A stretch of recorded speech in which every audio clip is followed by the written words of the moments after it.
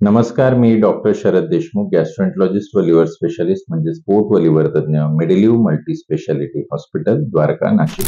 या व्हिडिओमध्ये आपण जाणून घेणार आहोत की IBSच्या रुग्णांसाठी औषधोपचार काय असतो, त्यांच्या आहारामध्ये त्यांनी काय बदल करायला हवे आणि त्यांच्या दैनंदिन जीवनामध्ये काय बदल केल्याने त्यांची लक्षणं कमी होतील.